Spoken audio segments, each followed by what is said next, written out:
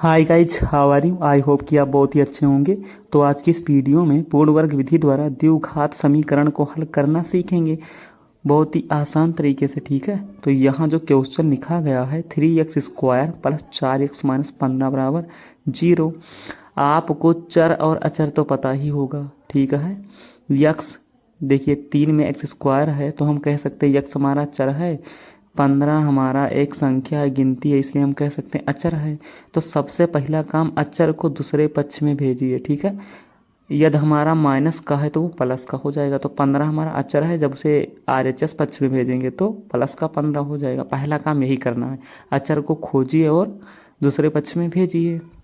Second काम है x² का गुणांक देखना है। मतलब गुणांक माने जो गुणा कराता है, तो x² का जो गुणांक है वो 3 होगा। ठीक है, उसी से आपको दोनों पक्षों में भाग दे देना है। ठीक है, दोनों पक्षों में भाग दे देना है।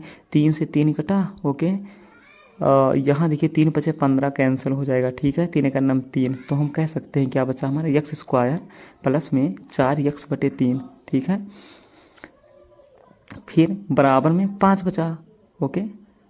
उसके बाद हमें इतना करने के बाद फिर तीसरा काम क्या करना है कि जिसमें यक्स है तो 4/3 में यक्स है कि नहीं है, तो उसी में 1/2 से गुणा कर देना है। तीसरा काम माइंड में सेट कर लो, जिसमें यक्स है उसी को खोजेंगे। तो 4/3 में यक्स है तो उसी में 1/2 से गुणा करा दो। तो 4 का नम 4, 3 दूनी 6, वही आया 4/6। 2 से कैंसिल हो जाएगा तो 2/3 बचेगा। इसी का होल स्क्वायर कर दो। ठीक है, इसी का होल स्क्वायर जो ये प्राप्त हुआ दोनों पक्षों में अब जोड़ेंगे। ठीक है, 2/3 का स्क्वायर दोनों पक्षों में जोड़ेंगे। ठीक है, तो हम लिखेंगे x² प्लस में 4/3x। ठीक है, 4/3x प्लस फिर बराबर में 5। अब हम दोनों पक्षों में 2/3 का स्क्वायर जोड़ देंगे। बहुत ही आसान है, बहुत ही सिंपल है। ठीक है, बस इतना ही करना है, ज़्यादा कोई दिक्कत की बात नहीं है। ठीक है, बस अब आइए आगे देखते हैं क्या करना है, फोकस कीजिए। तो यहाँ बस आपको दिमाग लगाना है कि किसका फार्मूला बना। यहाँ मैं आपको बता दूँ, ये प्लस बी का होल स्क्वायर और ये माइनस बी का होल स्क्वायर, यही दो फार्मूला बनेगा। ठीक है, तो अगर जिसमें प्लस होगा तो हम कह सकते हैं पूरा प्लस वाला फार्मूला बनेगा। तो मैं आपको तरीका बता दूँ, जिसके ऊपर स्क्वायर पहले वही ब्रैकेट में लिखिए। तो यक्स के ऊपर था और 2/3 के, तो इसीलिए मैंने दोनों को एक साथ में लिखा। ठीक है, प्लस था, देखिए सब प्लस ही है तो प्लस ही लेंगे। तो अगर आपको कन्फ्यूजन है तो मैं इसे ओपन करके दिखा रहा हूँ। x प्लस 2/3, ठीक है, का होल स्क्वायर तो क्या होगा, x² प्लस b² तो 2/3 का होल स्क्वायर हो जाएगा। फिर प्लस 2ab होता है तो 2 गुणे x गुणे 2/3। ठीक है, यही जब सॉल्व करेंगे तो वही हमें LHS वाला पक्ष मिल जाएगा। तो x² प्लस 2/3 का होल स्क्वायर प्लस 2 से 2 का गुणा कीजिए तो 2 4/3 x हो जाएगा। ठीक है, 4/3 x हो जाएगा। तो आप ही देखिए, नोटिस कीजिए हमारा LHS सेम ही आया कि नहीं आया। तो हम कह सकते हैं हम x प्लस 2/3 का होल स्क्वायर लिख सकते हैं। ठीक है, अब आपको लिखना है 5 प्लस 2/3 का होल स्क्वायर। इसे सॉल्व कर लेते हैं। तो 2 का स्क्वायर 4, 3 का 9, LCM हो जाएगा 9। ठीक है, फिर 9 5 45, फिर क्या हो जाएगा 4 का नम 4, 45 4 49/9। ठीक है, तो यहाँ लिख देंगे RHS में 49/9 आया। ठीक है, जब हम सॉल्व किए तो हमारा 49/9 आ गया। अब यहाँ देखिए क्या करना है हमें, बस आपको ध्यान देना है। तो यहाँ क्या करें, आपको दिमाग लगाना है। अगर हम दोनों पक्षों में अंडर रूट लेते हैं तो हमारा जो स्क्वायर है वो कट जाएगा, कैंसिल हो जाएगा। ये बात आपको पता होना चाहिए।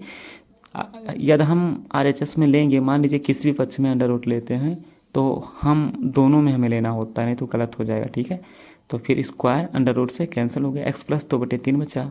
49 का जो वर्गमूल होता है 7 होता है। ठीक है, बटा लगाओ, 9 का 3 होता है, प्लस माइनस आगे है तो लगा देंगे। फिर x प्लस 2/3 बराबर प्लस माइनस 7/3 मिला है। तो हम लिखेंगे x बराबर, एक बार हम प्लस का लेंगे, एक बार माइनस का लेंगे। ठीक है, तो 7/3। तो हम हल करेंगे तो हमें एक बार प्लस का लेना है, एक बार माइनस का लेना है। ठीक है, हमें इतना माइंड में सेट करना है।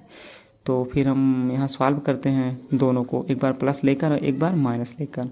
तो फिर प्लस का 7/3 माइनस में 2/3, इसे सॉल्व कर लेते हैं।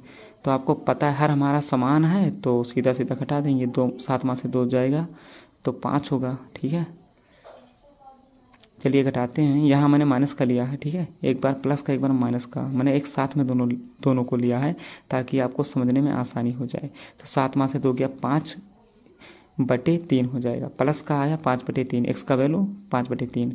यहाँ देखिए माइनस में 7 माइनस में 2, ठीक है, माइनस माइनस प्लस हो जाएगा। ठीक है, तो माइनस में 9 आ जाएगा, बटे में 3, 3 से 9 कटेगा तो माइनस में 3 आ जाएगा।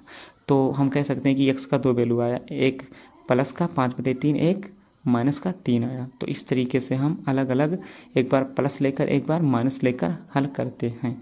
तो उम्मीद करता हूँ कि आप सभी को जो हमारा आज का वीडियो है बहुत ही अच्छा लगा होगा, समझ में आया होगा पूर्ण वर्ग विधि द्वारा समीकरण को कैसे हल किया जाता है। तो आज के लिए बस इतना।